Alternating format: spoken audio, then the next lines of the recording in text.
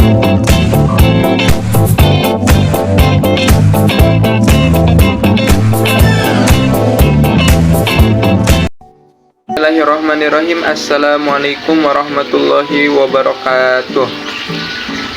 Alhamdulillahirabbil alamin. Assalatu wassalamu ala sayyidil mursalin wa ala alihi wa sahbihi ajmain, amma ba'du. Yang terhormat Ibu Berlian Nursyanti Mahardika selaku dosen mata kuliah Etika dan Tanggung Jawab Sosial. Pada kesempatan kali ini saya diunjuk sebagai moderator. Baik, sebelumnya izinkan saya memperkenalkan kelompok dari kelompok 6 ya. Yang beranggotakan saya sendiri Muhammad Ihsan Firmansyah, lalu Natasha Syabila, Nining Nopitasyari, dan Regita Cahya Pratiwi. Dengan bangga saya akan mempersembahkan presentasi video dari kelompok kami yang akan dipandu oleh pemateri-pemateri dari kelompok kami. Ya, kepadanya waktu dan tempat dipersilahkan. Di sini saya akan membacakan latar belakangnya terlebih dahulu. Corporate Social Responsibility atau CSR adalah komitmen perusahaan atau dunia bisnis untuk berkontribusi dalam pengembangan ekonomi berkelanjutan dengan memperhatikan tanggung jawab sosial perusahaan dan menitik beratkan pada keseimbangan antara perhatian terhadap aspek ekonomis, sosial, dan lingkungan. CSR adalah tentang nilai dan standar yang dilakukan berkaitan dengan komitmen dunia usaha untuk bertindak secara etis, beroperasi secara legal, dan berkontribusi untuk peningkatan kualitas hidup karyawan dan keluarganya, komunitas lokal, dan masyarakat secara luas. Corporate Social Responsibility atau CSR adalah komitmen perusahaan atau dunia bisnis untuk berkontribusi dalam pengembangan ekonomi berkelanjutan dengan memperhatikan tanggung jawab sosial perusahaan dan menitik beratkan pada keseimbangan antara perhatian terhadap aspek ekonomi, sosial, dan lingkungan. CSR adalah tentang nilai dan standar yang dilakukan berkaitan dengan komitmen dunia usaha untuk bertindak secara etis, beroperasi secara legal, dan berkontribusi untuk meningkatkan kualitas hidup karyawan dan keluarganya, komunitas lokal, dan masyarakat secara luas. Dampak CSR terhadap masyarakat. Program-program CSR yang telah dilakukan sejak tahun 2000-an hanya memiliki dua kategori pilihan, yaitu meminimumkan dampak negatif atau kompensasi atau memaksimumkan dampak positif. Pengkategorian ini muncul akibat pelaksanaan tanggung jawab perusahaan yang hanya didasarkan pada pemangku kepentingan saja. Ini berarti program CSR perusahaan dibuat berdasarkan kepentingan kelompok tertentu yang didekati atau langsung atau melalui fasilitator untuk mengetahui pandangannya tentang apa yang seharusnya dilakukan. Di Indonesia, pemahaman mengenai CSR telah masuk pada tahapan pertumbuhan, baik secara konseptual maupun praktiknya. Hal ini menunjukkan bahwa makin lama masyarakat Indonesia semakin cerdas dan untuk menerima dan memaknai CSR sebagai salah satu pendukung kelangsungan hidupnya. Ambadan mengungkapkan bahwa manfaat CSR bagi masyarakat yaitu dapat meningkatkan kualitas sumber daya manusia, kelembagaan, tabungan, konsumsi, dan investasi rumah tangga warga masyarakat. Sedangkan menurut Rogoski dalam Wibisono menunjukkan beberapa manfaat CSR sebagai berikut. Yang pertama, ada manfaat bagi individu karyawan, yaitu CSR dapat digunakan pembelajaran alternatif dalam berbisnis, menghadapi tantangan pengembangan, berprestasi dalam lingkungan baru, mengembangkan keterampilan yang ada, memperoleh keterampilan baru, memperbaiki pengetahuan perusahaan tentang komunitas lokal, memberikan kontribusi bagi komunitas lokal, dan mendapatkan persepsi baru atas bisnis yang dilakukan. Yang kedua, ada manfaat bagi penerima program. CSR dapat digunakan untuk mendapatkan keahlian dan keterampilan profesional yang tidak dimiliki organisasi atau tidak memiliki dana untuk mengadakannya. Mendapatkan keterampilan manajemen yang membawa pendekatan yang segar dan kreatif dalam memecahkan masalah dan memperoleh pengalaman dari organisasi besar sehingga menciptakan pengelolaan organisasi seperti menjalankan bisnis. Yang ketiga, ada manfaat bagi perusahaan.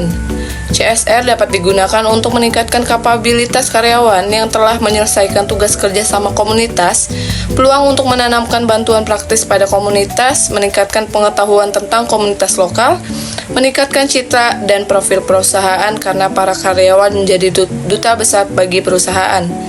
Dari ketiga manfaat yang telah diuraikan, terlihat bahwa sebenarnya perwujudan CSR terhadap masyarakat sekitar dapat dilakukan dengan membuat program pengembangan masyarakat. Hal ini merupakan suatu cara baru untuk memberikan manfaat CSR secara berkelanjutan pada masyarakat dengan membangun potensi yang dimilikinya. Pengaruh praktek bisnis terhadap kinerja perusahaan. Lingkungan bisnis, business environment memiliki pengaruh yang kuat terhadap organisasi perusahaan. Terlebih, kondisi saat dunia bisnis sudah tidak terbatas oleh suatu teritorial negara, borderless world, beralih hard teknologi ke smart teknologi, serta perubahan fundamental lainnya berdampak terhadap kebijakan yang akan diambil oleh manajemen perusahaan. Praktik bisnis berkelanjutan. Yang pertama, kinerja keuangan yang lebih baik. Penelitian menunjukkan bahwa perusahaan yang menerapkan praktik bisnis berkelanjutan, termasuk pertimbangan environmental, sosial, and governance (ESG), cenderung memiliki kinerja keuangan yang lebih baik. Hal ini disebabkan oleh peningkatan efisiensi operasional dan reputasi positif di mata konsumen. Yang kedua, nilai tambah finansial.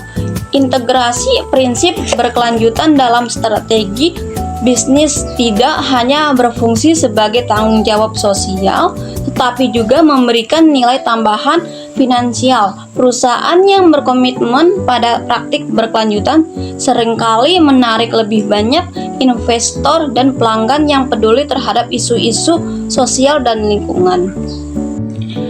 Manajemen persediaan. Yang pertama, pengaruh signifikan terhadap kinerja. Praktik manajemen persediaan yang baik untuk memiliki pengaruh positif dan signifikan terhadap kinerja perusahaan. Pengelolaan persediaan yang efisien mengurangi biaya dan meningkatkan profitabilitas. Yang kedua, pentingnya pengetahuan manajemen. Pengetahuan dan keterampilan manajerial dalam pengelolaan persediaan sangat penting untuk mencapai kinerja yang optimal.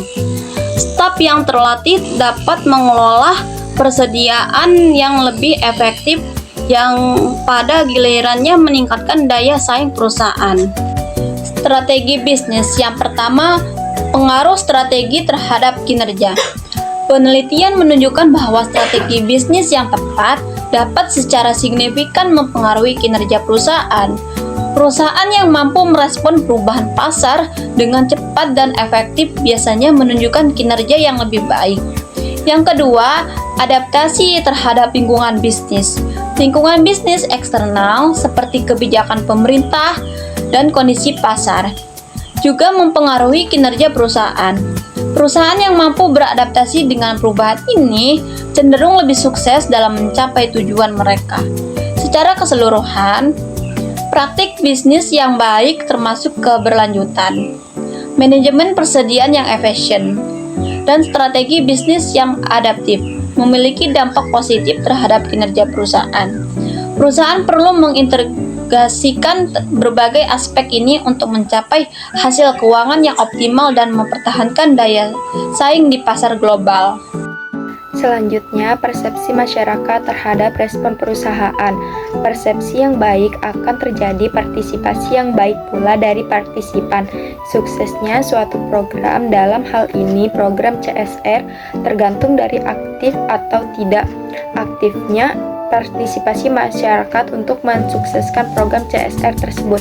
Sehingga dalam posisi ini, peran aktif masyarakat sangat penting bagi kelancaran dan keberhasilan program tersebut dan tercapainya tujuan secara mantap.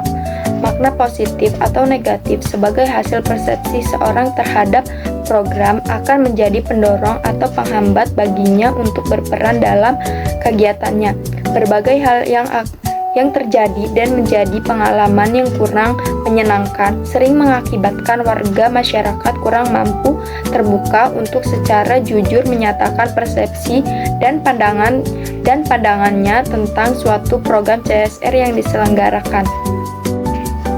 Suksesnya suatu program, dalam hal ini program CSR, tergantung dari aktif atau tidak aktifnya partisipasi masyarakat untuk mensukseskan program CSR tersebut.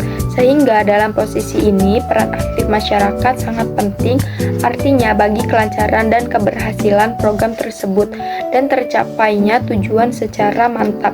Kaitannya dengan peran serta masyarakat dalam program CSR, peranan tokoh masyarakat baik formal maupun non-formal sangat penting, terutama dalam memberi arahan, memberi contoh, dan menggerakkan keterlibatan seluruh warga masyarakat di lingkungannya guna mendukung keberhasilan program CSR. Apalagi di masyarakat pedesaan, peran tersebut menjadi faktor determinan karena kedudukan para tokoh masyarakat masih sangat kuat pengaruhnya, bahkan sering menjadi tokoh panutan dalam segala kegiatan hidup sehari-hari warga masyarakat.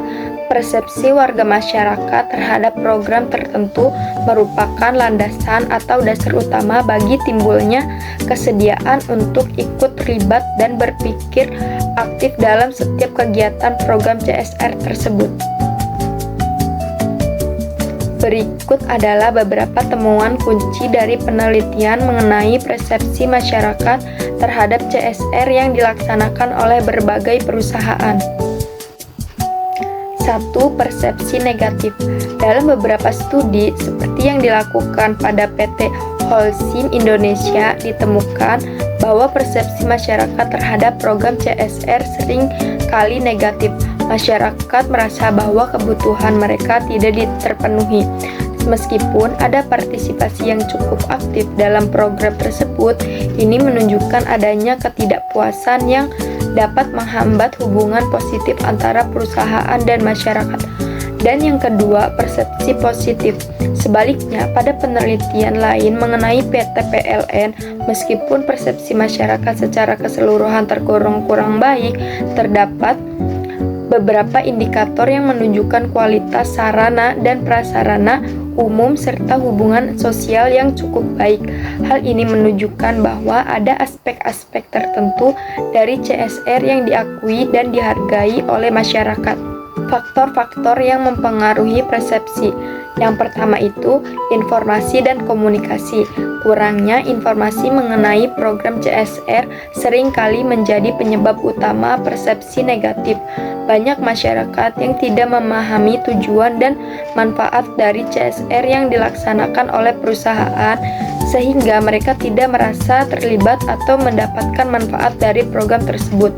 Dan yang kedua, keterlibatan masyarakat. Partisipasi masyarakat dalam program CSR juga berperan penting dalam membentuk persepsi mereka. Penelitian menunjukkan bahwa meskipun persepsi negatif dapat muncul, partisipasi masyarakat tidak selalu rendah. Hal ini mengidentifikasikan adanya keinginan untuk terlibat meskipun mereka tidak mendapatkan manfaat yang cukup. Sekian dari saya, kurang lebihnya mohon maaf. Saya kembalikan kepada moderator. Baik, berdasarkan informasi yang diberikan, kesimpulan dari makalah ini adalah bahwa tanggung jawab sosial perusahaan atau CSR memiliki peran penting dalam menciptakan dampak positif bagi masyarakat dan lingkungan. CSR dapat meningkatkan kesejahteraan masyarakat melalui program yang berkelanjutan, meskipun seringkali dilaksanakan secara insidental oleh perusahaan. Praktik bisnis yang baik dapat meningkatkan kinerja perusahaan dan persepsi masyarakat terhadap program CSR sangat beragam, mempengaruhi hubungan antara perusahaan dan komunitas. Keterlibatan masyarakat dan komunikasi yang baik mengenai program CSR sangat penting untuk keberhasilan dan penerimaan program tersebut. Makalah ini bertujuan untuk mengidentifikasi isu-isu sosial, meningkatkan kesadaran akan tanggung jawab sosial, dan membangun hubungan yang harmonis antara perusahaan dan masyarakat. Sekian materi dari kelompok kami, kurang dan lebihnya mohon dimaafkan. Wajarlah manusia, bukan Nabi Boy. Wallahu muwaffiq ila aqwamit thoriq. Wassalamualaikum warahmatullahi wabarakatuh.